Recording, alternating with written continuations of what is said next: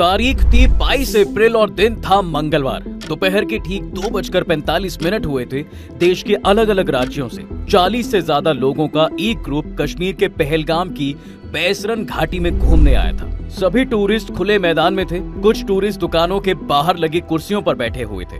तभी जंगल की तरफ से सेना की वर्दी और नकाब पहने आतंकी आते हैं। टूरिस्टों के नाम पूछे, पहचान पत्र चेक किया, कलमा पढ़वाया, पैंट तक उतरवाई और जो मुसलमान नहीं थे उन्हें गोली मार दी। करीब 10 मिनट तक गोली चलाते रहे। टूरिस्ट और वहां के दुकानदारों को समझ आ गया कि ये आतंकी हमला है।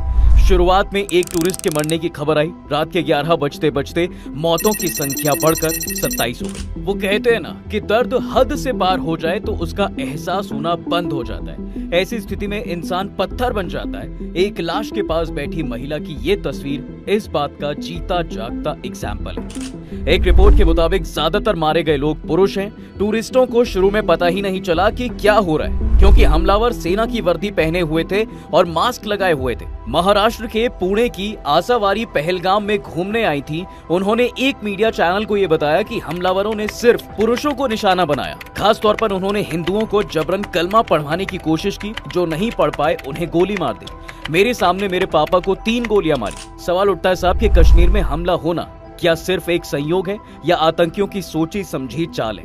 आइए इसके पीछे की पूरी कहानी 2 थ्योरी में आपको समझाता हूँ। इसके अलावा हम आज की वीडियो में ये भी जानेंगे कि आतंकियों ने हमले के लिए 22 अप्रैल का दिन ही क्यों चुना। फर्स्ट ऑफ ऑल आपको पता है कि अमेरिकी उपराष्ट्रपति भारत के दौरे पर हैं, तो ये आतंकी हमला हुआ है। इसी तरह 20 मार्च 2000 को उस समय के अमेरिकी राष्ट्रपति बिल क्लिंटन भारत आए थे, तो अनंतनाग जिले के छत्ती सिंहपोरा गांव में आतंकियों ने हमला कर दिया था। तब हमले में 35 सिख मारे गए थे। कश्मीर में ये पहली बार था कि आतंकियों ने सिखों को निशाना बनाया था। तो इसके पीछे की एक थ्योरी ये कहती है कि अमेरिकी उपराष्ट्रपति की यात्रा का एक सिक्योरिटी प्रोटोकॉल होता है। उनके आने से पहले ही 2 C-17 ग्लोब मास्टर प्लेन आ गए थे। अमेरिकी एजेंसियों ने डेरा जमा लिया। इंटेलिजेंस एक्टिवेट है। इसके बावजूद आतंकियों ने कश्मीर पर हमला करके ये संदेश देने की कोशिश की है कि हम कभी भी कुछ भी कर सकते हैं और इससे अमेरिका की नजर में इंडिया की छवि खराब हो सकती है। और दूसरी थियरी का तार पीएम मोदी के सऊदी अरब से दौरे से जुड़ा हुआ है और इसके साथ ही आतंकी संदेश देना चाहते हैं कि कश्मीर का मुद्दा मरा नहीं है। 22 अप्रैल को पीएम नरेंद्र मोदी सऊदी अरब के जेद्दा पहुंचे। 2 दिन का ये दौरा कई दिनों पहले से तय था। सऊदी अरब के दौरे में पीएम मोदी वहां के क्राउन प्रिंस से मुलाकात करने पहुंचे थे। दोनों नेताओं के बीच योग, मीडिया, मनोरंजन और खेल को लेकर MOU साइन होने की उम्मीद थी। ऐसे में सऊदी अरब के पुराने दोस्त, स्ट्रेटेजिक पार्टनर पाकिस्तान को पीएम मोदी का ये दौरा कहीं ना कहीं चुभ रहा था।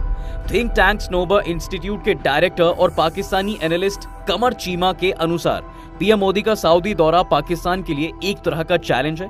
और खबर ये भी है साहब कि सऊदी अरब पाकिस्तानी भिखारियों के लिए नया नियम ला रहा है। वहीं भारत के पीएम मोदी अरबों डॉलर की डील करने जा रहे हैं। तो अब आतंकियों ने यही दिन क्यों चुना, इसकी वजह क्लियर हो चुकी है। यानी आतंकियों ने सऊदी अरब समेत मिडिल ईस्ट के मुस्लिम देशों और भारत सरकार को एक मैसेज देने की कोशिश की है कि कश्मीर का मुद्दा अभी खत्म नहीं हुआ है। Retired lieutenant general Sanjay Kulkarni कहते हैं कि ये आतंकी हमला टाइमिंग देखकर और सिस्टमैटिक मेथड से किया गया है। भारत के प्रधानमंत्री मोदी मिडिल ईस्ट गए हुए हैं। ऐसे में ये वारदात भारत को नीचा दिखाने के लिए ही की गई है। अब सवाल है कि आतंकियों ने हमले के लिए पहलगाम जगह क्यों चुनी? तो बात यह है कि इस बार अमरनाथ यात्रा 62 दिनों की होने वाली है, जो 9 अगस्त को समाप्त होगी। हर साल होने वाली ये यात्रा हमेशा सिक्योरिटी के नजरिए से काफी सेंसिटिव है।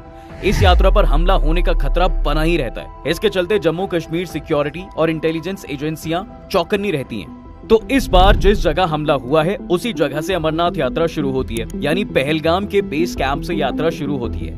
करीब 36 किलोमीटर का सफर तय करने के बाद श्रद्धालु अमरनाथ पहुंचते हैं। ऐसे में पहलगाम में हमला कर आतंकियों ने अमरनाथ यात्रा के लिए धमकी भी दी है।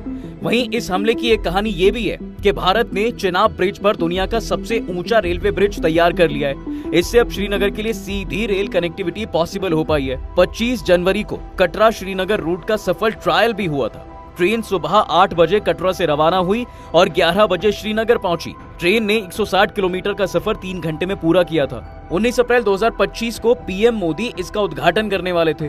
साथ ही कटरा यानी माता वैष्णो देवी पहुंचकर जम्मू कश्मीर वंदे भारत एक्सप्रेस ट्रेन को हरी झंडी भी दिखाने वाले थे। हालांकि किन्हीं वजहों से उन्होंने ये प्लान पोस्टपोन कर दिया।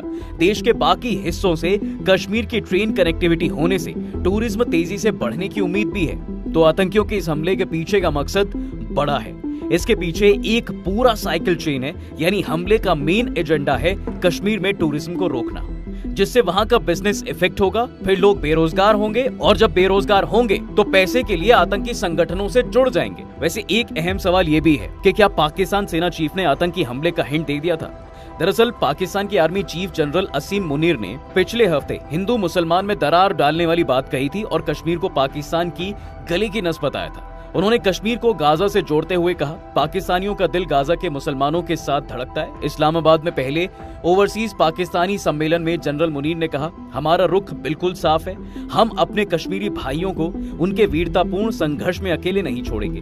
वहीं retired lieutenant general Sanjay Kulkarni कहते हैं, तो जो जानकारी मिल रही है उसके मुताबिक आतंकियों ने नाम पूछकर लोगों को मारा है, और अगर आतंकियों ने चुन चुन कर मारा है, ये भी काफी कुछ कहता है। घटना के बाद गृह मंत्री अमित शाह सीधा दिल्ली से श्रीनगर पहुंच गए।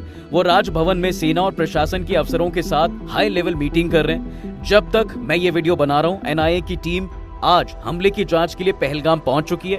पहलगाम की घटना के बाद दिल्ली, मुंबई और दूसरे शहरों में अलर्ट जारी भी किया गया है। पीएम मोदी सऊदी अरब के दौरे पर थे, लेकिन हमले के बाद से वो समय से पहले भारत लौट आए हैं। उन्होंने कहा है कि हमले के जिम्मेदारों को बख्शा नहीं जाएगा। वहीं इस हमले की जिम्मेदारी लश्कर तैयबा के हिट स्क्वाड यानी के द रेजिस्टेंस फ्रंट टीआरएफ ने ली है। टीआरएफ का मास्टरमाइंड सज्जाद गुल है, जो पाकिस्तान में बैठकर इसे ऑपरेट करता है। आपको बता दें कि लश्कर का प्रॉक्सी ग्रुप है द रेजिस्टेंस फ्रंट, यानी टीआरएफ 2019 में एग्जिस्टेंस में आया था। टीआरएफ के आतंकी जम्मू कश्मीर में काफी एक्टिव हैं। इसकी फंडिंग पाकिस्तानी सेना और आईएसआई ही कराती है। जानकारी के मुताबिक इसे सज्जाद गुल, सलीम रहमानी और साजिद जट लीड करते हैं। जम्मू कश्मीर में 2019 के पुलवामा अटैक के बाद इसे सबसे बड़ा आतंकी हमला माना जा रहा है। हमले में जिन 27 लोगों की मौतें हुई हैं, मरने वालों में एक यूएई और एक नेपाल का टूरिस्ट और 2 लोकल सिटीजन भी शामिल हैं।